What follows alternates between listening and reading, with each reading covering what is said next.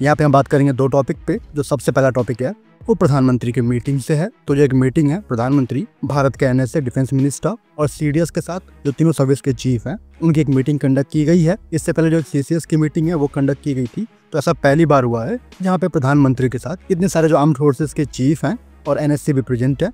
तो इससे पहले जो सीसीएस की मीटिंग हुई थी वहाँ पे जो की पॉइंट था वो मिलिट्री प्रिपेयरनेस को लेकर था, तैयारी को लेकर था, जो शॉर्ट कमिंग्स है उन सब चीज़ों पे फोकस था। लेकिन आज की मीटिंग से ये रिपोर्ट आ रही है कि जो एक गो अहेड है तीनों सर्विसेज को और सीडीएस को वो दे दिया गया है।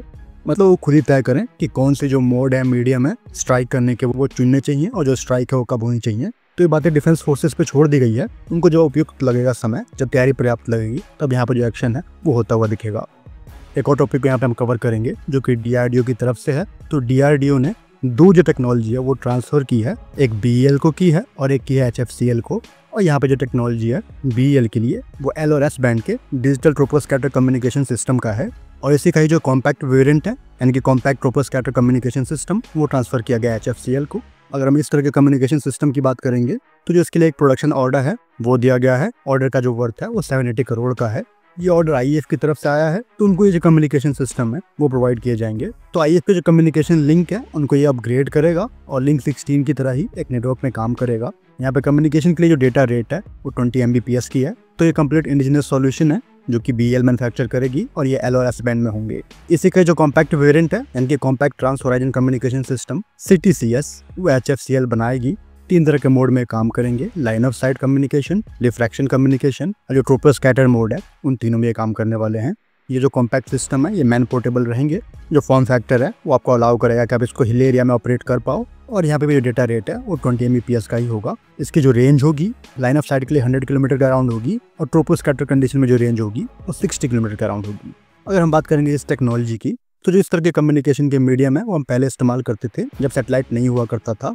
कम्युनिकेशन करने के लिए जो ट्रोपोस्फेयर है मतलब जिसका जो ऑल्टीट्यूड होगा वो 9 किलोमीटर से लेके 20 किलोमीटर के अराउंड होता है। डिपेंड करेगा आप कहाँ पे हो, जो एनवायरमेंट की कंडीशन है, वेदर है वो कैसा है। अगर आप इक्वेटर पे हो तो जो ट्रोपोस्फेयर है वो आपको 15 किलोमीटर के अराउंड मिलेगा। जैसे आप पोल के नजदीक जाओगे तो वो चीज़ नीचे आती जाएगी। अगर समर है तो ट्रोपोस्फेयर और ऊपर मिलेगा, विंटर है तो और नीचे मिलेगा। तो ट्रोपोस्फेयर में जो भी वाटर मॉलिक्यूल है, डस्ट मॉलिक्यूल है या फिर दूसरे मॉलिक्यूल है उनको आप अपने एडवांटेज के लिए इस्तेमाल करते हो। वो ऐसे अगर आपको कम्युनिकेशन करना है 2 पॉइंट के बीच में और इन दोनों पॉइंट के बीच में एक माउंटेन है तो जो लाइन ऑफ साइट की कम्युनिकेशन है डायरेक्ट लाइन ऑफ साइट की वो नहीं हो सकती, पॉसिबल नहीं है। माउंटेन को आप क्रॉस नहीं कर सकते।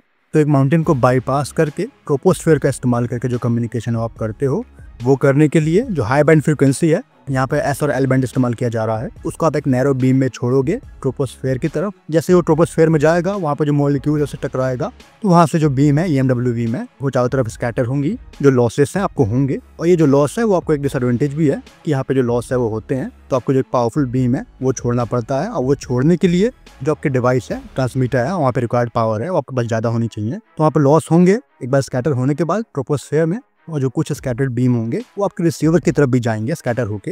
तो वहाँ पे उनका जो परसेंटेज होगा वो काफ़ी कम होगा, आमतौर पे 30 से 40% के अराउंड होता है। तो जैसे ही वो बीम वहाँ पहुँचती है तो वहाँ पे आपका जो रिसीवर है एक हाईली सेंसिटिव रिसीवर वो उन बीम को रिसीव करेगा जो कि आपने छोड़ी थी। मतलब उसकी जो फ्रिक्वेंसी होगी वो वही होगी। तो इस तरह से जो कम्युनिकेशन है वो आप कर पाते हो। तो जो कॉमन वॉल्यूम है वो बनता है जिसमें आप दोनों कम्युनिकेट कर पाते हो। और ये जो सभी चीज़ें हैं वो ट्रोपोस्फेयर बाउंड्री के नीचे हो रही होती हैं।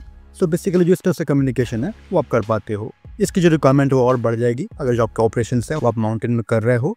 अगर किसी केस में एनिमी ने आपके कम्युनिकेशन सैटेलाइट डिस्ट्रॉय कर दिए तो वहाँ पे भी जो इस तरह का कम्युनिकेशन है वो आप कर पाओगे। तो आमतौर पे मिलिट्री एप्लीकेशन में ही इस्तेमाल होते हैं क्योंकि यहाँ पे जो हाई बैंड फ्रीक्वेंसी है उनका इस्तेमाल ज़्यादा होता है। तो इस तरह की जो डिवाइस हैं वो डेवलप कर ली गई थी, उनको आज ट्रांसफ़र कर दिया गया है बीईएल को, एचएफसीएल को। फिलहाल इस वीडियो में इतना ही। जय हिंद।